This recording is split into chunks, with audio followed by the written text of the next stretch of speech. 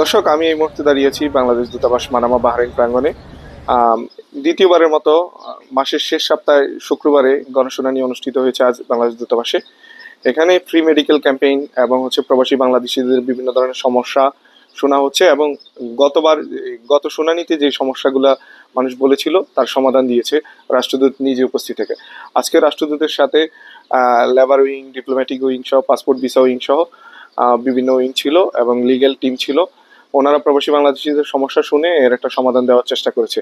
যে সমস্যাগুলো আজকে দিতে পারেনি সেগুলো আগামীতে নির্দিষ্ট একটা সময়ে এই সমস্যাগুলো সমাধান দিবে, এবং যাদের আরো বেশি সমস্যা রয়েছে, বিস্তৃত সমস্যাগুলো, সেগুলোকে ইমেইল করার জন্য দূতাবাস অনুরোধ করেছে। আমরা এই পর্যায়ে একটু একজন প্রবাসী বাংলাদেশের সাথে কথা বলবো। উনি, আমি দেখতে পেয়েছিলাম উনি দূতাবাসের এই অভিযোগ জানিয়েছিল। উনি কি অভিযোগ জানিয়েছে এবং এর কি সমাধান পেয়েছে আমরা ওনার কাছ থেকে শুনবো। আপনি একটু জানাবেন কাইন্ডলি আমাদেরকে আজকে কি কি জানতে এসেছেন দূতাবাসে এবং কি সমাধান পেয়েছেন।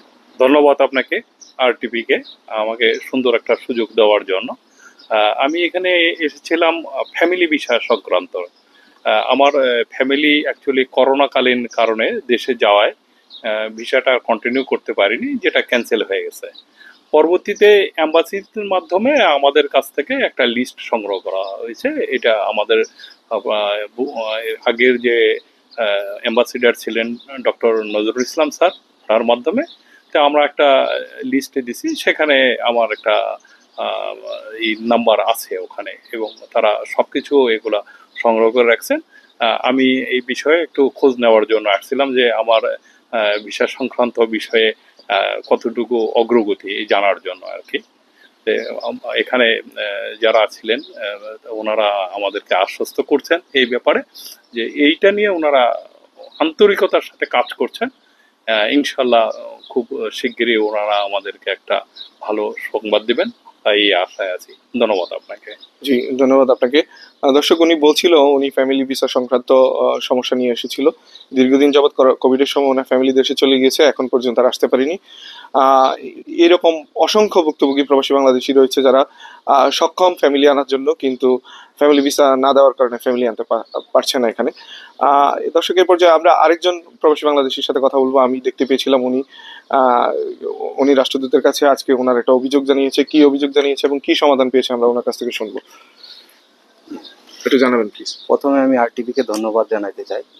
আমি এসেছিলাম অ্যাকচুয়ালি ফ্যামিলি ভিসার জন্য। আমি রাষ্ট্রদূতকে বললাম ফ্যামিলি ভিসার জন্য আর কি। আমি অ্যাজ এ অ্যাডমিন হিসেবে কাজ করি বিগত 6 বছর ধরে সারেসনাস কোম্পানিতে, ক্রেন হেভি লিফটিং ডিভিশন। তো এই ধরনের অনেক আমাদের আরো কয়েকজন আছে আমার কলিগস, ওনারা আর কি ক্রেন অপারেটর হিসেবে করতে যাচ্ছে, বাট লাইসেন্স না থাকার জন্য ওরা কিছু করতে পারতেছে না। এই জিনিসটাও আমি মহামান্য রাষ্ট্রদূতকে জানাইলাম। উনি এটার দিল, খুব আন্তরিকতার সাথে উনি কথাগুলো শুনলো এবং এটার সমাধান দিবে বলে করছে। তার জন্য আমি অনেক ধন্যবাদ জানাই। আমি আশা করি ফ্যামিলি ভিসা অবশ্যই দ্রুত সমাধান হবে এবং ফ্যামিলি ভিসাটা পাবো। জি, ধন্যবাদ আপনাকে। দর্শক, আপনারা দেখতে পেলেন এতক্ষণ যে প্রবাসী বাংলাদেশিরা বললো ফ্যামিলি ভিসা সংক্রান্ত এবং পাসপোর্ট ভিসা সহ বিভিন্ন ধরনের অভিযোগ নিয়ে মানুষ দূতাবাসের শরণাপন্ন হয়েছে এবং সমস্যার সমাধানের দ্বার প্রান্তে গিয়ে পৌঁছেছে। আমরা আশা করি অচিরে এইসব সমস্যার সমাধান হয়ে যাবে। আবার দর্শক, এখানে ফ্রি মেডিকেল ক্যাম্পেইন ছিল আজকে। প্রবাসী বাংলাদেশিরা ব্লাড স্যাম্পল দিয়েছে ফ্রিতে। তার শরীরে কি কি সমস্যা আছে এগুলো জানতে পারবে ফ্রিতে। রাষ্ট্রদূত মোহাম্মদ রহিস হাসান সরোয়ার তিনি নিজেও ব্লাড স্যাম্পল দিয়েছে এবং দূতাবাসের কর্মকর্তা কর্মচারীরাও ব্লাড স্যাম্পল দিয়েছিল আজকে। এই ছিল গণশুনানি সম্পর্কিত সর্বশেষ তথ্য বাংলাদেশ দূতাবাস মানামা বাহরাইন প্রাঙ্গণ থেকে।